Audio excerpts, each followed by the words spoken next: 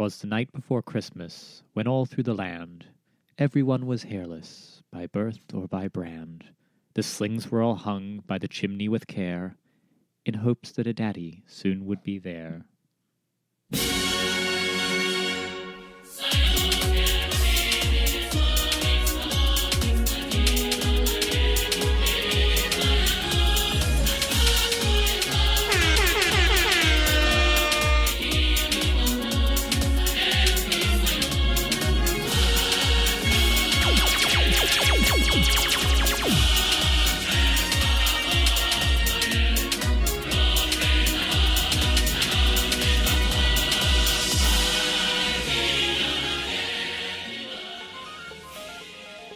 What is up, you guys? Welcome back to Twink Revolution on this glorious Christmas Eve. I'm Sam. And I'm Gian. How are you doing, Sam? Good. We're pre-recording this because we'll be in New Zealand. Yeah, hello from the past, Yeah. the distant past. Hello, future people and future fans. From our family to yours. Of course, not everyone celebrates Christmas, but that's fine. You can fix your life eventually. Yeah. You can come to love the Lord Jesus Christ as your personal savior. Yeah, we don't know how to do a Hanukkah episode, so Yeah, it's not particularly qualified for that one. no. Next year we'll do it. Yeah, as Sam mentioned, we are pre-recording this episode to be released on Christmas because we're going to be in New Zealand because that's a cool place to be for Christmas. Yeah. But yeah, I mean, Christmas is always just such a happy, joyful time, particularly in the LGBTQIA plus community. Big, deep, warm feelings of family. Yeah. Do you have any good Christmas traditions? That's why we're making an episode, to give you all those warm, good feelings before Christmas Day. Yes, yeah, I mean, everyone tunes into Twink Revolution for positivity. Yeah. That's what we're here for, really. All our fans Just spreading agree. the good vibes. Yeah. We love everything. It's true. Well, we weren't the only ones doing something for Christmas, right? And phoning it the fuck in. It's not like really this. a Twink Revolution episode unless we talk about our favorite gay candidate for president, Our Pete favorite Buttigieg. gay rat robot. Yeah. Love him. What is he up to? Well, there was a article that came out, I believe, last week, talking about how he has a lot of experience working with Salvation Army, and all the gays are upset. Are all the gays actually upset, or like? All the libs are. I mean, well, the history here, right, is the Salvation Army are fucking terrible to the LGBT, particularly like T community, right? Like they're really not good on. Yeah. Well, I mean, they've historically been very bad on gay men, and then they. Yeah, I mean, they fought against like gay marriage and like anti-discrimination policies and stuff. Yeah, but they've also more recently, right, gotten in on the act on being utterly beastly to trans people, right? Yeah, that's great. So, what an organization! And they ring those Santa bells, right? And there's a photo of him looking like a piece of shit, right? Like outside, ringing a bell or something. Is there a photo with the article? I haven't actually looked. There is a photo of the article. Oh hell yeah, there is. Oh, he's wearing the stupidest fucking apron and dumb earmuffs and a shit-eating grin. And he's holding a bell, but he's holding a bell in the only orientation which is wrong. Like you can ring a bell in almost any direction, except he's sort of holding it thrust out from his body in a very strange way. Maybe he's feeling like it's a dick in his hand because their marriage went sexless years ago. Yeah. Yes. His bell is unrung. Yeah. This photo is. I somehow hadn't quite realized how much was going on in this photo. Oh, and that the article says a photo has resurfaced of Pete Buttigieg volunteering for the Salvation Army, and reaction has ranged from shock to shrug. Would you say your reaction is shock or shrug? I'd say my reaction is shrug. Shrug. I'm not surprised at all, and Cool. I don't completely care that much, just because like he's a Christian. What do you expect? They don't have any self-respect. I'm just kidding. Well, I mean, so It's a joke. I got that. Would you say that sort of the problem is that it's the Salvation Army specifically, or that he's like, I don't know, trying to strip away universal programs or dismantle sort of the basic means of survival for a lot of people the rest of the year. And then at Christmas, he rings a fucking bell and collects pocket change. It's just the holiday version of the Chick-fil-A debacle. It's like, oh, 360 days of the year, we're going to be upset about people eating at Chick-fil-A because they have problematic views. And then we're going to be upset about this because they also have problematic views. I mean, sure. I mean, my issue is, like, he could have chose any other, like, charity to do during the holidays. Yeah, but there wouldn't be much of a photo op in that, right? For an aspiring presidential candidate. Totally. I'm surprised there wasn't some, like, Elvish Speakers Association dinner he could have gone to, or, I don't know, fucking Mensa. Does Mensa do a fundraising drive or something? I assume he's into that. I have no idea. Extremely smart, collecting, spare IQ points and credentials or something for the needy. But apparently, Salvation Army is improving their stances on LGBTQ issues. Probably single-handedly because of the efforts of one Mayor Peter Buttigieg. Yeah, totally. They said they evolved. Their quote is from Communications Director David Jolie. He says, "As we build and remodel emergency shelters and transitional housing across the country, we consider ways to help LGBTQ plus individuals feel safe and cared for." Pointing to recent initiatives specifically supporting LGBTQ folks, like a homeless shelter for transgender people in Vegas. That's nice of them. Is it sort of a separate but equal situation? Like a sort of quarantine zone or something? I'm glad it took them this long to finally evolve on the issue. Yeah, if you were to sort of look at the homelessness stats, right, for the LGBTQ community, you would sort of think that maybe they had encountered this problem prior to 2019 or whatever this is, 2018, when they started getting in on this act. I mean, homeless youth is like 40% LGBTQ still in the country. Yeah. So, I mean... The only higher concentration is TikTok. I don't know. I mean, to the extent that relying on the sort of religious or private charities in general operating under a very sort of market-oriented model of, like, fundraising and funnel optimization for, conversion of donors to regular donors and things like that.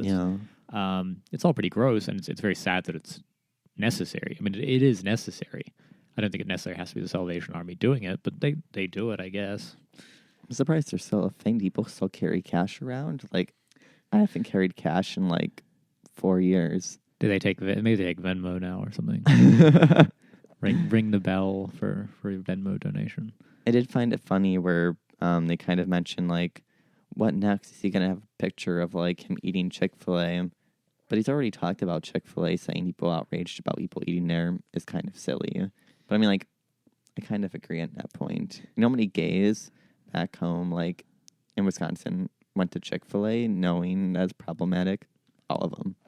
Turns out chicken sandwiches are very important. Is it politically problematic, or just, like, not, like, the most bottom-friendly food? I think it's both. Okay, I don't know. I just say they don't have Chick-fil-A around here, so it's like fried chicken sandwiches. Yeah, no. Apparently, it's good. Okay, well, yeah. I don't eat chicken, so I don't know. Yeah, I don't. You don't carry pocket change. You don't eat chicken. What do you do for the community, Sam? Jesus Christ! I buy all the avocado toast and mimosas. Wow. I mean, on Christmas of all things here. Well, Christmas Eve, I guess this is going out. Yeah, it's a holiday avocado toast. Thank goodness. Yeah, so I don't know. I mean, charity, it's gross. Oh, look, there's a wonderful quote from an outraged citizen. "How can you have your preferred pronouns in your bio yet ring a fucking bell for a homophobic and transphobic organization?" someone asked. "What's next? Is he going to be posing and eating a Chick-fil-A sandwich?" Yeah, you already covered that, didn't you? Yes. Yeah, well...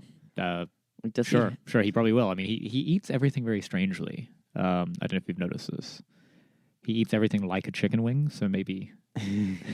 There's a photo of him cutting a cinnamon roll up into pieces and then eating it with both hands like a chicken wing. So he's a psychopath. Yeah, it's like genuinely disturbing. It's the most disturbing thing about it. Does he actually have his pronouns in his profile? Probably. He does. I just looked it up. Oh, thank goodness. Now yeah. I was so confused, and now I validated in knowing what his identity is. Yeah, so, on the side of the defenders here is I really can't stand this story. Mayor Peter was out... Sorry, I keep now mentally replacing that. Mayor Pete was out on the streets helping vulnerable people, and you slate him because it's an organization that itself is questionable. But his charitable work isn't questionable, and it doesn't make him less gay. No, buddy, this is extremely gay. It's just that kind of brand of self-hating... I'll say that's a little strong. It's a particular brand of homosexuality that, like, Dave Rubin is a little further along the curve on, which is simply to say, how do I render this acceptable to, like, the worst elements of anti-gayness in the world? Just spit on my face and call me a faggot. Yeah, exactly. That's sort of Dave Rubin's vision of, like, how he will render himself acceptable to the and I'm just saying, like, the straight world. The straight world has moved on. Like, nobody cares anymore for the most part. Right? There's very few people who get animated. Mm-hmm. The problem is if you spend all of your time trying to render yourself acceptable to the tiny little slice of people who are obsessed with what's going on in your bedroom, then you sort of just lead yourself down some wacky rat holes. And if you happen to be a rat-faced animatronic character, then you probably spend a lot of time in rat holes. Yeah. I feel like the saddest part about this is they're making an outrage over him volunteering for the Salvation Army when the real issue is his entire economic platform. Like, that's what they're going to be outraged about, is he's not virtue signaling properly. Well, I mean, it should ensure that the Salvation Army remains necessary and relevant for a long time, because we'll continue to have, homelessness as a result of, bankruptcies and, medical debts and... precarity of income and all these kinds of things. Funny, charities never seem to go away, but we get more and more every year. There's another wonderful holiday tradition, aside from, like, tokenistic bell ringing as a photo op outside your mayoral office or whatever. Yeah, Hallmark movies. Hell yeah. These are a uniquely American sport. They are. My mom watches a lot of them. Yeah, no, I kind of aspirationally, I think I would watch more of them. I just don't know if I... know how. It's kind of like, how gay movies are basically just, like, all very, like, low budget and, like, very similar in plot line, but we all pretend they're, like, vastly different. This is basically what Hallmark Christmas movies are. It's the same, like, white girl who has, like, some, like, loss of faith in, like, Christmas, or, like, is focusing too much on her job, or some other generic, like, white middle-class woman bullshit. Is this the plot of The Devil Wears Prada?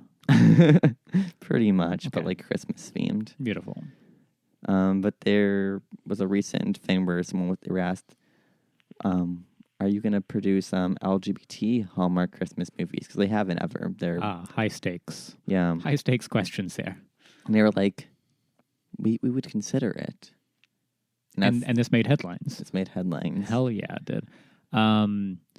We will consider doing this. Okay. Yeah, that's a fully satisfactory answer. Like, I consider doing all sorts of things I'm not going to do. Well, I don't want them to do it. It just sounds tokenistic to me. Like, there's actually Christmas movies already where they've done it in a non-tokenistic way. Like, have you ever seen The Family Stone? I don't think so. It's my mom's, like, favorite Christmas movie, and there's, like, all the kids coming home to visit their mom, and one of them is, like, a gay couple, and it's, like, an interracial gay couple, and it's, like, from the early 2000s, and they're going to have a baby, and I think this is all pre-gay marriage as well in the U.S. It's cute. But it's, like, completely not tokenistic versus, like, what I imagine a Hallmark movie is, where, like, it's 20 minutes of rainbow glitter and assless Santa Claus. Actually, that's too scandalous. That sounds amazing, actually. That wouldn't be Hallmark, wouldn't do that. No. But I'm sure it has been done. But, like, dancing Santa Clauses. Merry Twinkmas or something. Yeah. I'm sure it's been done, but it's probably by a porn studio. Yes. Not a Hallmark movie. I'm trying to think of, like, Christmas movies I've ever enjoyed. I know it's a controversial opinion, but I quite liked Love Actually. I think it's good, and nobody can tell me otherwise. I can't remember what that's about. It's a Hugh Grant, and he's like the prime minister, and there's a lot of bumbling Britishness going on. There's a kid. There's a a sort of aging rock star, things like Bill Nye or whatever, and it sounds really familiar. Yeah, no, it's a classic. It's sort of they like, I don't know, they wheel it out every year, and I always thought it was sort of like completely charming in its lack of ambition. It's just a very straightforwardly produced Christmas movie. Yeah. Did you grow up with a lot of Christmas movies? Yeah, I mean, well, sure. I'm trying to think, like Jingle All the Way was sort of one they would wheel out all the time. That's a good one. That's a fun one. Yeah. Is that one with the action hero? Yeah. Yeah, they're like trying to get the action figure or whatever. Yeah, that was cute. Or A Christmas Story. I know that one. What is that one? It's the one they literally play 24/7 on Christmas. Like, they go to like the Chinese restaurant and like they, oh, yes, you haven't really been in the U.S. and had cable. No. Okay, but Christmas, it's like this failed movie that never really blew up until it's kind of like became public access because there's like, we're not making any money. And then they started playing it on Christmas over and over again. And it's like a cult classic now. That sounds kind of amazing. Have you heard of the line, "You'll shoot your eye out, kid"? Like, that's one of the lines from the movie because he wants like this Red Ryder BB gun. It's very like none of this is ringing any bells for me. Oh well, you need to watch it. Apparently, I have homework. Apparently, our Christmas movies are also not having enough Black people, according to the article. Because they actually had 4 this year in their new like 10 movies. Last year was 1 more. Oh, so we're trending in the wrong direction. Yeah. Interesting. That's an interesting critique of Christmas movies. I mean, like, fair enough. Merely, I know they've never exactly been the demographic. Well, no, just they've never really been about representation of anything. They're always incredibly unrealistic depictions of everything. What the fuck is the Black Santas? That movie's been made, surely. Is there? Yeah. I know there's the Black Santa and like the one with the superhero, the one you just mentioned. Oh, Jingle All the Way. Yeah, but yeah, I don't know. There is the what's the Norwegian, or is it Finnish? I can't remember. The horror Santa. Krampus. Is that Krampus? Is that what the movie's called? Yeah, but it's like all over Northern Europe. So like, yeah, I meant which country produced it. I don't remember, but I think it's Germany. Really? Oh. Well, that was a good movie. Each country has its own versions of. Oh no, sorry. I mean a relatively recent movie adaptation. Though. Yeah, no, it's about sort of Krampus, but I think it's maybe called Claus or something. Okay. I can't remember. If you don't know what Krampus is in European countries, it's like there's Saint Nicholas, and then there's this evil demon that comes, and if the little kid has been naughty, Krampus puts them in their bag and takes them off to God knows where, and like beats them with a little like wooden switch. If they're good, Saint Nicholas gives them presents, and actually, I don't know if it's the same in the rest of Europe, but in Germany, they'll actually have a guy dress up as both and come to your house, and you always see like videos of like the little children just like screaming. They have to like do little songs and little skits to get the gifts, but if they're naughty, they get spanked. Wow, I love torturing children. Yeah, that's great. There's actually a really funny like in the now video of like, I think it's an Eastern European version of it, and it's just like little children just screaming mercifully because of these like crazy looking goat demons coming to their house for Christmas. I know what I'm doing for Christmas. It's a very European thing to like make things that for kids be like terrifying and like fucked up. Oh, I found the movie. So it's called Rare Exports. It was made in 2010, and it's the line goes, in the depths of the Corventuri Mountains, 486 meters deep. It's like 1,500 feet for lies the closest ever guarded secret of Christmas. The time has come to dig it up. This Christmas, everyone will believe in Santa Claus. It's pretty great. It's a sort of like the elves are kind of zombie-esque, and they're up in the far north, and these like kid and his family or whatever have to like deal with the fact that Santa is this marauding demon that was locked in ice. It's pretty great. Sounds amazing. Highly recommended as integrate that into your family friendly Christmas tradition. It's a heartwarming romp. I prefer the terrifying of children for holidays versus like the corporatist fat Santa coming to your house and breaking in. Yeah, I mean this is at root, right, all about selling shit to people, which that's kind of the reason for the season, right?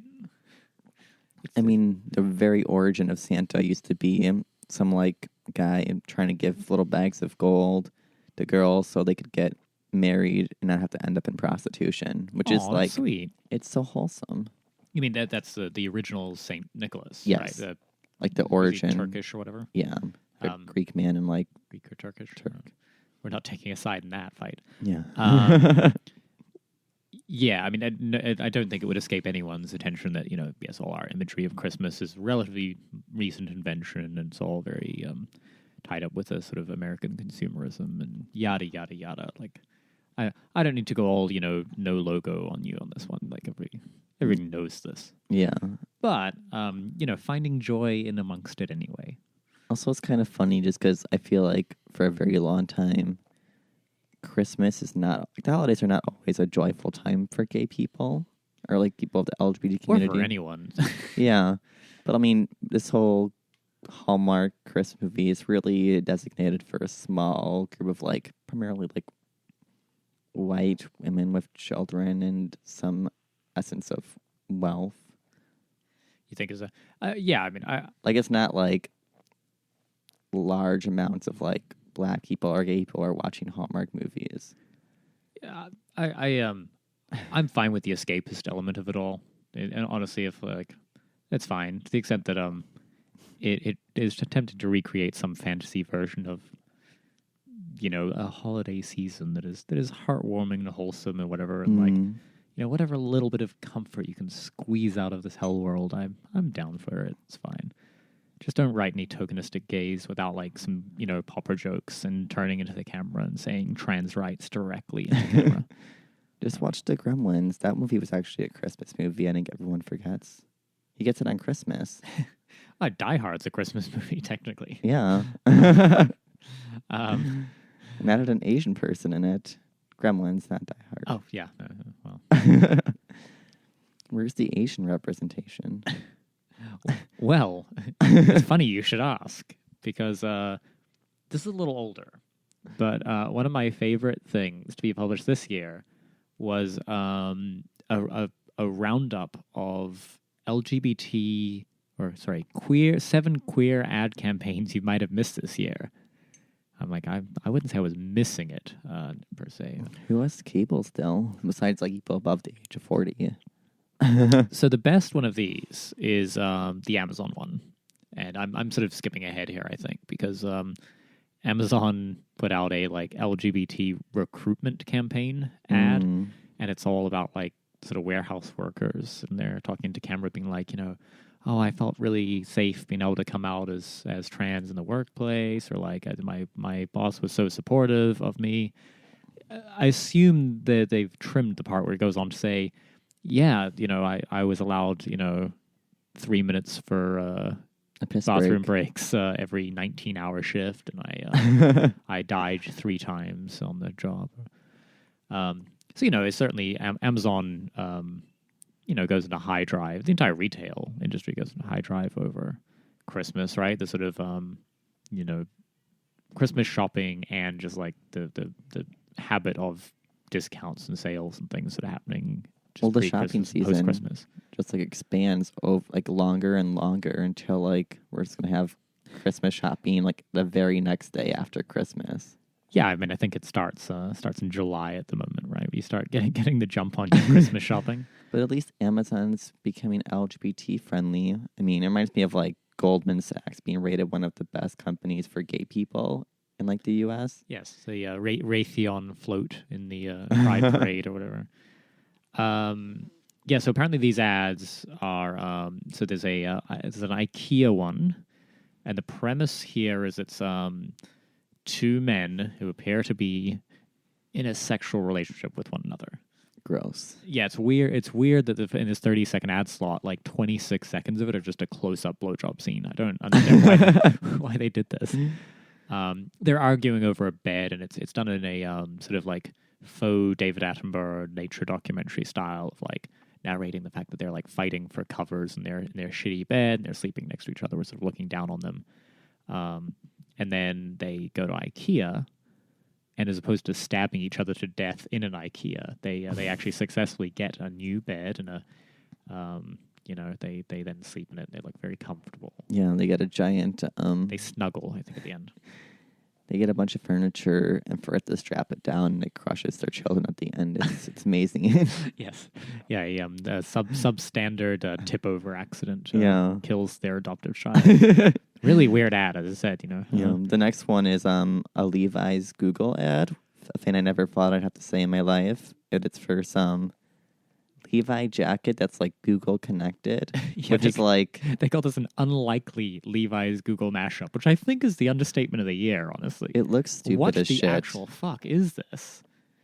So it's like got a phone control or something by tapping and swiping the sleeve.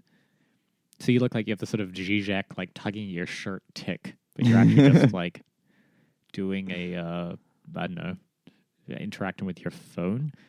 This is sort of wearable computing, but in the least cool way possible. For one, it's a jean jacket, which I don't know if that's a thing. No, that's like a dying trend. Because I feel like the audience is targeted towards, which is probably like PMC, like well-off people who are like, oh, I have so much money.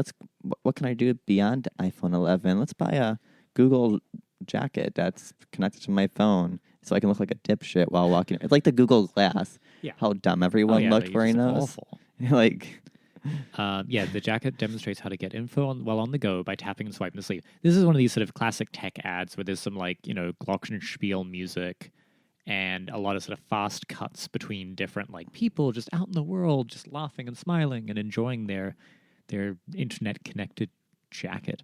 But it's included in this list of hard-hitting LGBT journalism because two men arrive on a hilltop overlooking the city, share an embrace, and dance together as they take in the view and listen to music.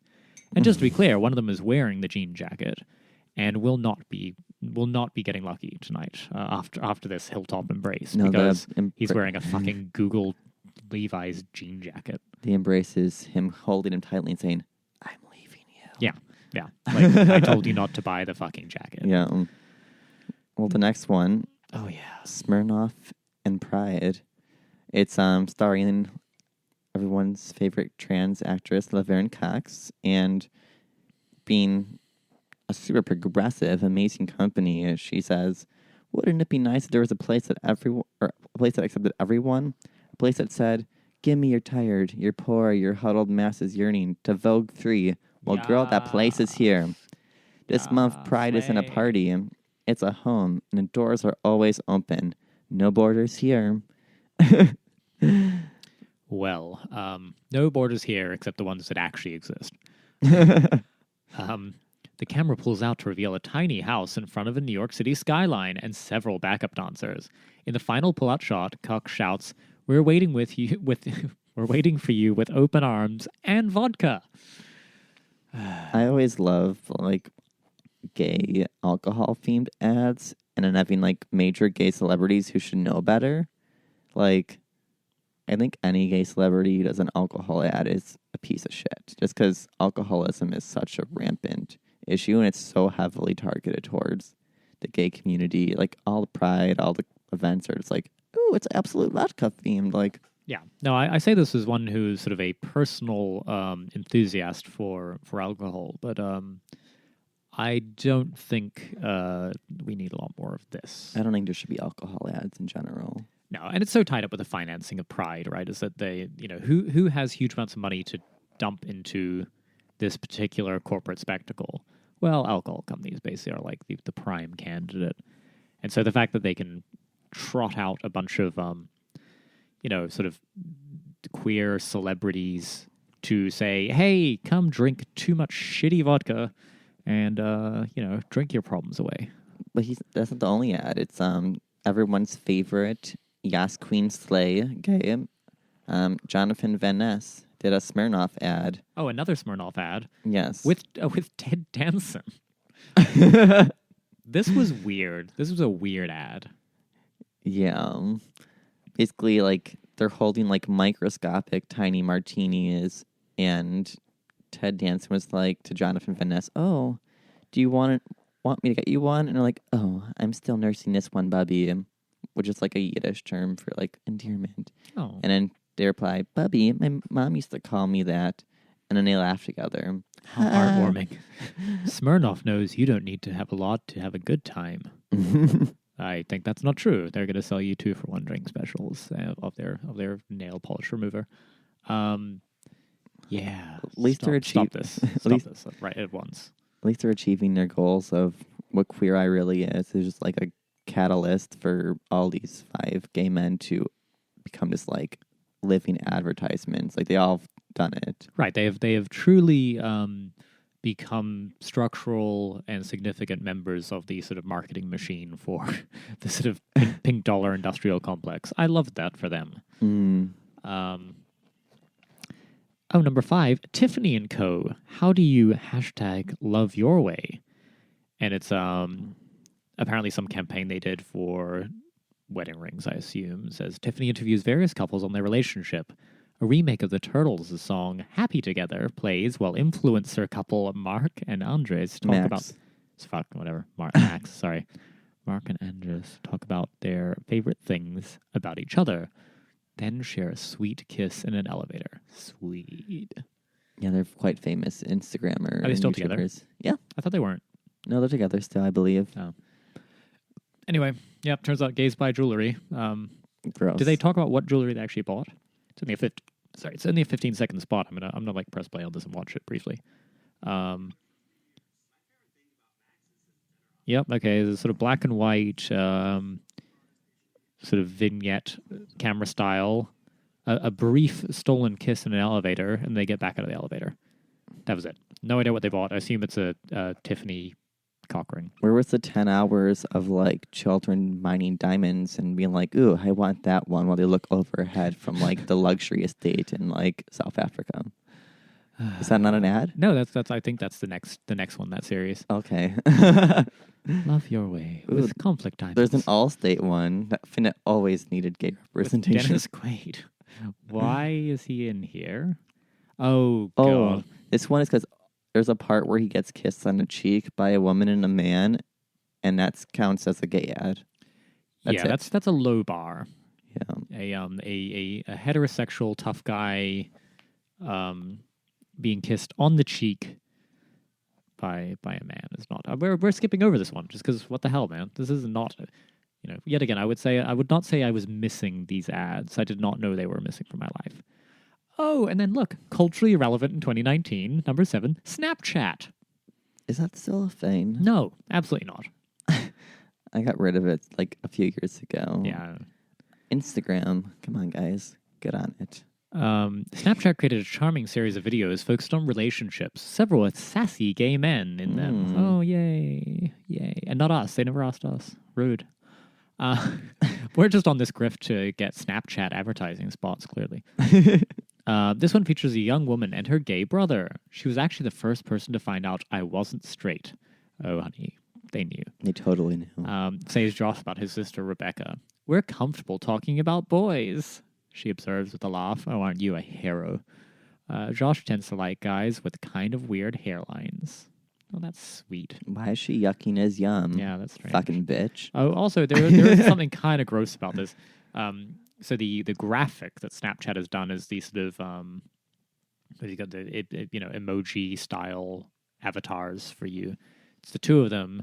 There's dollar bills being sort of thrown around, and then Josh is in a font that is rainbow colored, and then Rebecca is not. I don't know why they've done this. Because sassy gay men sell things. No one wants like a non-stereotypical sassy gay man doing an advertisement. Wow, you're just too gay, or you're people to judge and you're not gay enough. Yeah, there's just no impossible winning. to please. Number 8 is CarMax.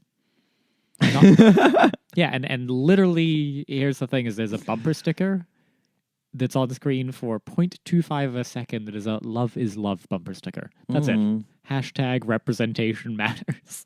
I wasn't sure what love meant until this ad where it told me it just meant love.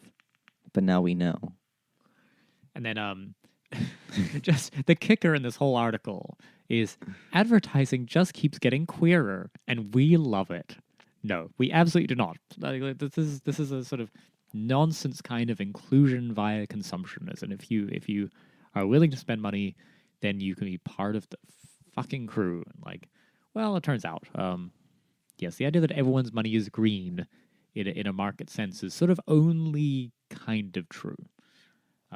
Capitalism is currently untroubled by the deviants, and therefore is happy to include them in their sort of HR training manuals. But this need not remain the case. It doesn't matter.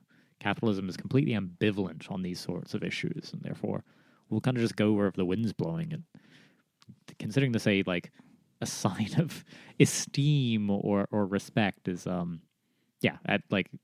not. This is tokenism, and it's gross as shit, and they're horrible corporations using a tiny bit of gay imagery to appear sensitive to the needs of the deeply marginalized communities that they employ and exploit the labor of. So fuck all of you, particularly Amazon. Like fuck you, Amazon. It kind of reminds me of did you see Robbie Suave's tweet about like gays and capitalism? Yes, I did. Gays can't or people saying gays can't do well under capitalism, and it was like me, and it shows the 5 guys from Queer Eye, and it's like, wow, it's almost like identity politics don't actually challenge the root cause or like the root problems of capitalism. Capitalism doesn't care. It can be gay positive and vegan and like carbon neutral. Like none of that's a threat to capitalism in the long term. No, you will find that if a major corporation is sort of willing to take a stance on something, then it's because it has no effect on their bottom line. To the extent that I don't believe markets are a great way to actually manage or distribute resources, you have to at least give the concession that they're like markets are pretty good at optimizing for profit, and to that extent, like you're not going to see brave gay marriage stances taken in the general case or whatever before that becomes a politically tenable idea. Corporations do not commit suicide. It's not a thing they do, generally speaking. They're dumb and incompetent sometimes, but like they're not going to go out on a limb on social issues. They're not out ahead on this. If you think they are, then you're probably missing like what you're missing some credible theory of change around like what like how do ideas come into the world, and like how do they become popular, and how do they ultimately like have power. It's definitely not through corporate fucking advertising. Ugh. Yeah, it's always people getting upset. Like my Christmas is ruined. It is. This fucking this fucking article ruined my Christmas. I think it's great. I hope you all enjoy them. But not everyone's happy about the gay advertising, apparently. Because you found this other article that I thought was delightful. Yeah. Because it has photos of men in underwear. And it's from Australia. Yeah. For all our Australian listeners. Shout out. Aussies. Aussie. Oi. Yeah, there's a Christian group called Australian, is it Family Voice? Something like that. Oh, they sound like a fun bunch.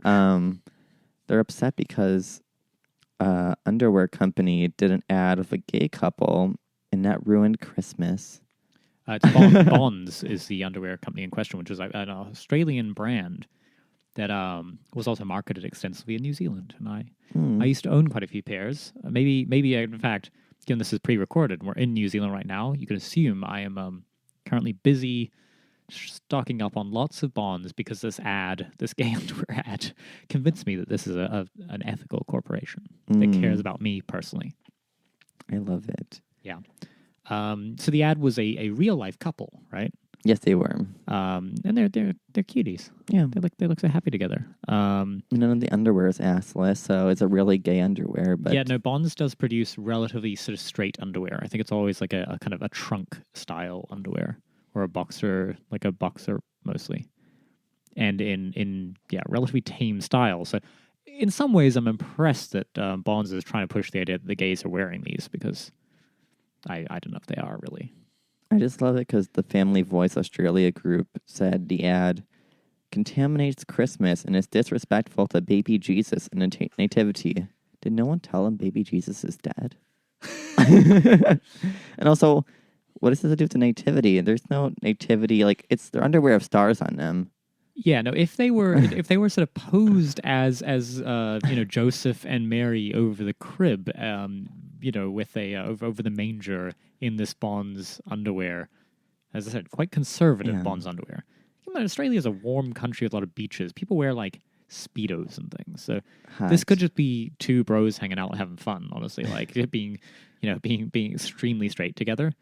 It's not, as the case may be, but like. This was I guess they're making out in one of these photos on Instagram. Good for them. Never mind. Yeah, no, exactly. I mean, they're homosexuals. I do think it's interesting though that the sort of blathering, inchoate nature of gay press these days is like this group in Australia is almost certainly incredibly marginal. Yeah, like I can't imagine they have a much of a following. I mean, Australia certainly has a sort of, conservative cultural element to it. But I put it this way, I don't think like somebody who, fuckface von de Lima, releasing a press release that invokes the sanctity of the nativity, I don't think is like actually a high pressing issue. But you've got to publish something, right? And it turns out it's just harder and harder to write these articles compared to when it was like, the president just went and tried to pass a constitutional amendment banning gay marriage or something yesterday. Yeah, these fucking sites are just a relic of an older time.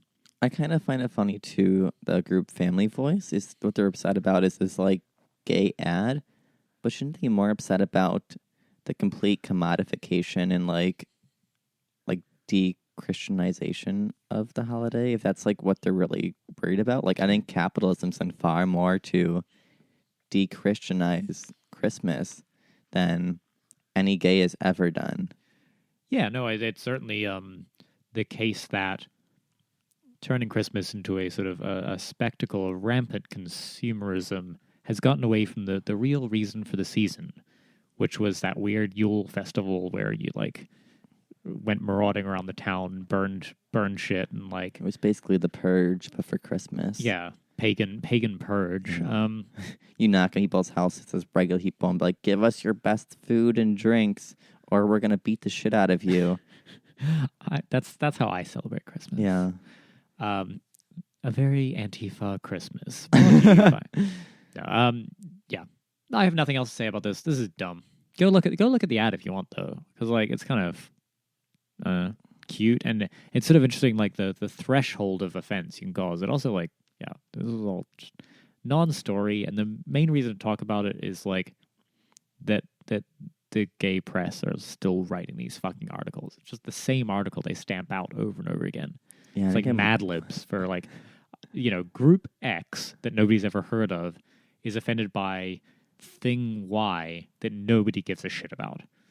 I was hoping for some like, when I was looking for like Christmas themed shit, I was hoping there'd be like some wholesome or like very like diverse topics for Christmas and gays, but it's all the same shit of like these Christians did this thing or this advertisement targeted gay people and trans people and now it's good. And it's like it makes me hate the articles more than like actual people who are like making like the small little issue I would have never known about unless Queer Tea and Pink News and like Out wrote an article about it. No, exactly. These are sort of self-perpetuating media entities that have to get clicks, and they're really scraping the bottom of the barrel. And I guess we're sort of perpetuating this by talking about it. So it's we're guilty too. Nobody is blameless. Yeah. None of you are free of sin. Yeah. That's our Christmas message. You're all sinners. See you in hell. Yeah. So Sam, have you been doing any Christmas shopping this year? A little bit, not too much. Yeah, I've reached a point in my life, thankfully, where the gift I give to most of the people closest to me in my life is the gift of like, please don't buy me a gift, and I'm not going to buy you one. Let's not do that for each other. That's my mindset. Just because it's often shit I don't actually need. Yeah, and the thing is, the act of giving a gift is absolutely lovely. But it's the thing is, you can actually kind of do that any time of year. Yeah. And it turns out to be a little more heartfelt when you're like, hey, I found this thing and I sort of thought of you, and I thought this was really sweet, right? Or like, hey, this seems like really appropriate, it's something you would enjoy, and as opposed to like, well, at a sense of obligation, I'm going to buy you some crap. Yeah. See, as a millennial, I've just started doing like experiences, which is like very millennial-esque. Like last year, that sounds tantalizing. Experiences, huh? The only gift I bought was for my dad, and it was because I knew he wanted like a Carhartt sweater for hunting. Yeah. My mom and like stuff, I got like, oh, here's a dinner in Vegas or like here's a massage. Like things that no one's gonna be like, oh, I hate eating food and I hate massages. Like, yeah, no, but that's sort of the idea of like there are people for whom I buy gifts in my life because it is important to them to buy gifts for me, and sure, I'll do it. But we all live in shoe boxes, like tiny little apartments. I don't have room for shit. I don't have room in my apartment for the shit I already own. And so the kind of idea that people buy me crap that's just gonna end up in a landfill just makes me feel bad. It makes me feel bad in general. I don't like the wastefulness of it. I don't like people spending their money. Yeah, spending their money on like crap that has limited utility. And the gestures are lovely, but it's also like, let's just not. I feel like the pressure for buying gifts for people kind of makes the holidays a far less alienating and less enjoyable concept, just because being under the auspices of like neoliberal capitalism, I always hear like, oh, we're on a budget, but I have to buy gifts for like all 30 people in our family. And it's like, or you can just not, like, the whole point shouldn't be about gifts. It's supposed to like be a family, or like do like the grabbing a name and like do one person. Do a Secret Santa or something. Yeah, like that's all fine if you want to sort of engage in the tradition. I sort of have distinct memories of when I was much younger, and my family just didn't, weren't like deeply impoverished, but we certainly were like lived on a very limited budget. Mm-hmm. And Christmas was sort of a fun, happy time because it was a time when like the stops were kind of pulled out on kind of like food and drink and merriment, and we were like, yeah, we're gonna have a giant meal and we're just gonna sort of pull out all the stops, we're gonna do this. That to me just brings me so much more joy. The idea of like, yeah, we're gonna get together and we're gonna just like have a wonderful time. We're gonna sort of enjoy a kind of opulence, right? Right now, and sort of say, hey, nothing is forbidden to us right now. We're not gonna tighten our belts on this occasion. In which case, like, I would rather channel so much of that energy into that. I think buying presents for kids is lovely or whatever. Yeah, I feel like Christmas is so much more enjoyable when you have young children or you're a child there, just because they kind of still buy into like Santa, and like they're the ones who are the most appreciative for like anything. So it's like, oh, I got a gift, and like they're always excited. Well, kids have no means to go and buy shit themselves, generally speaking. Totally. So that's why it's sort of like, it's different in kind, right? Yeah. To say, hey, like here's things for you that you could not obtain yourself, as opposed to a simple kind of like, if the utility of the things I can buy you would be limited unless I know you need it. Mm-hmm. In which case, I would rather just go be like, hey, I know you really need this thing, and I'm able to get it for you right now. Like, and I think you'd really enjoy it, or like, for example, I just got a lovely gift. A dear friend of the show. Jeremy bought me found a copy of the Grateful Dead American Beauty on vinyl, an original copy, and dropped it over yesterday or something, a day before, and it was very sweet, right? But this is like something I actually want. He knew I wanted it, and that's nice. Yeah, and it stores well in a tiny apartment. That's the best part about it. He had a lovely gift. I feel like another thing is just like, as neoliberalism accelerates to its utter demise, you see more people trying to like secularize parts of the faith, but like not in a way like de-Christianizing it, but more like I've seen more and more like people be like, oh, I'm just not gonna do the Santa thing. 'Cause that's lying to your child. It's like, but that's like part of the joy of it. Like, I don't know. Like, yeah, lying to children is great. I love it. I do it all the time. I mean, I think it's like what makes it enjoyable for young children and stuff. Yeah, Like, no, to take that away, it's just kind of like a very selfish, like otherwise it's just a pointless holiday, I think. Yeah, the people for whom it felt like a very critical point that they don't lie to their children, and I'm gonna tell it's a very sort of unironic fedora attitude of being like, well, I'm going to engage my child in rational debate about the existence of Santa or something. Facts don't care about your feelings. Yeah, do fuck off. Yeah. Like, yeah. No, I don't know. Lie to children if it brings them any joy at all. Yes, but holiday gifts. Yeah, so after all that said and done, which is don't buy gifts, just don't do it. Unless you really, really want to and know what they're gonna love it. Yeah, unless you really are like, hey, it will bring me joy to gift this thing to this person. Instead, what you should do is have a conversation and say, hey, why not not buy each other gifts this year? You can always invoke Greta Thunberg or something, climate change if you want to like provide a context. But you can also, I think, what you'll find is most people's reaction to that, unless you're like several generations removed from them, is a sense of relief. Yeah, they'll be like, oh yeah, that's like, thank you. Like, yeah, I don't want to do this either. And they're like, that's what a wonderful gift you have given me by us not buying each other bullshit. Invest that money in like a fancy bottle of like champagne or like some like bougie food for like or Smirnoff. Yeah, Smirnoff. The gay vodka. But there's a holiday gift guide. No longer it's just gays. Now it's like all the other identity is. It's titled 5 Perfect Holiday Gifts for Your Gender Independent Loved Ones, written by Queer Tea. I think gender independent loved one. Is that a thing is that a phrase? Apparently. Are we using this now? Okay. I don't know. I mean, yeah. And I think if you're a person who identifies as non-binary, you should be very upset about this because it's kind of like, well, we'll just go into it. You'll see how stupid it is. Yeah, you'll get upset by yourself. Yeah. You don't need us to tell you how. Well, the first idea is, what is it called? CK All Fragrance. Yeah, it's Calvin Klein. It's $52. Bargain at twice the price. I have smelled this. It's quite nice. I'm a fragrance nerd. I like perfumes and scents and things like that. But CK1 was the early 90s Calvin Klein fragrance. All fragrances, just for the record, are for all genders. Yeah, you're a big perfume guy. Yeah, it is a marketing myth that there's such a thing as, say, a men's or a woman's fragrance. So the fact that Calvin Klein did this all and kind of marketed it as like pointedly unisex or whatever is interesting. Yeah, it's kind of reinforcing this idea of what a man's smell is and a female smell is.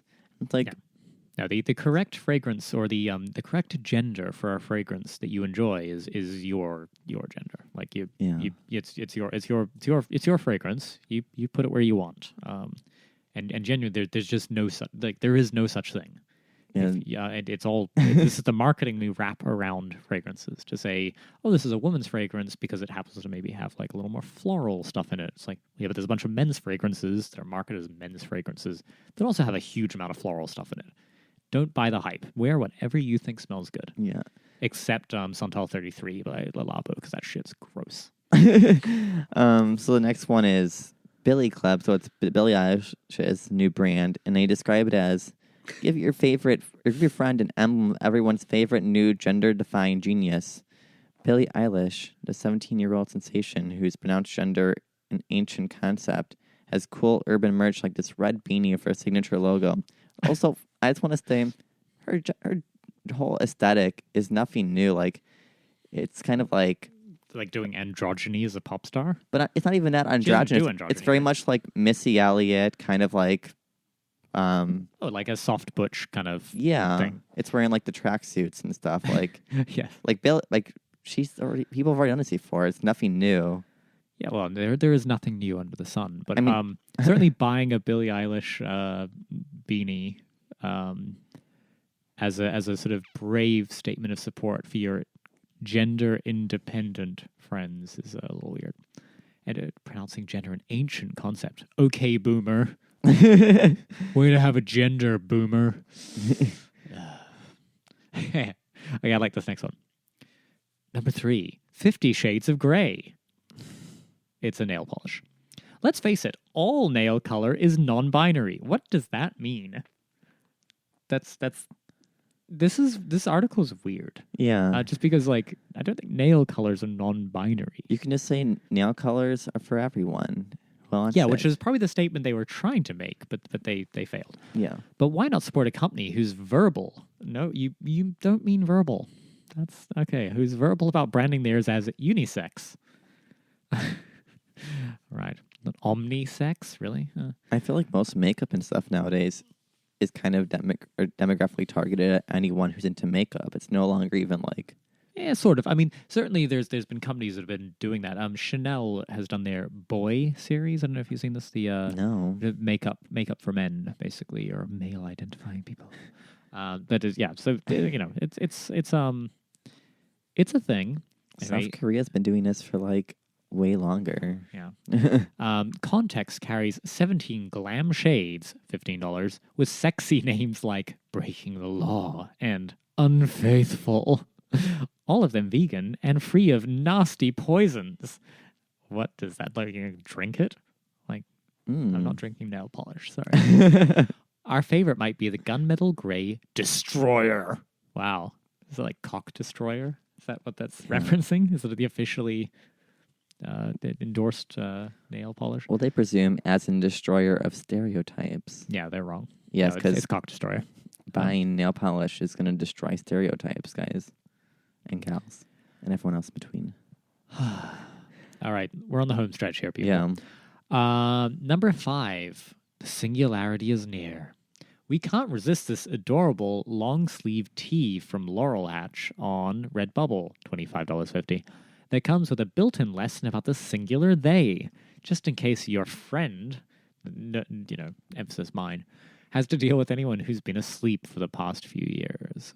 And the t-shirt is, I don't know if you've seen those Facebook ads where there's like just computer-generated shirts that are like, they basically generate designs that are printed on demand. So it'll be all like, I may be from, northwestern Idaho, but I fight back. Or so. It's just some like nonsense phrase. Well, this is one of these, basically.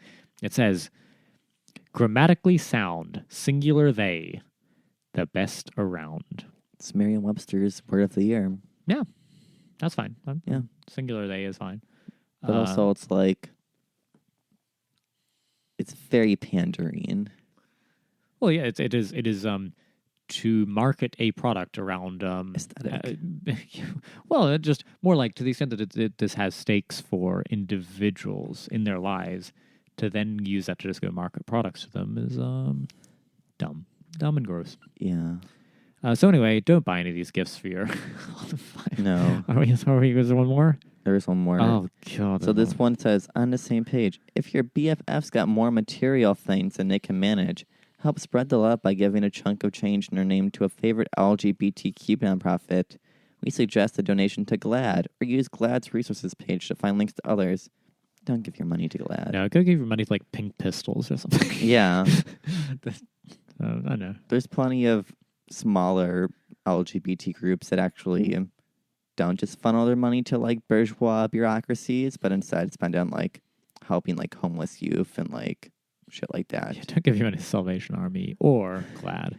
If they're a national one, they're probably crap. And I'm not even being like overzealous and like no, I think you're quite right. I think this is one of these institutes. It's like these are these institutions where the smaller they are, the better, and in some sense, like a local first approach to charitable giving is probably sensible if you're going to do that.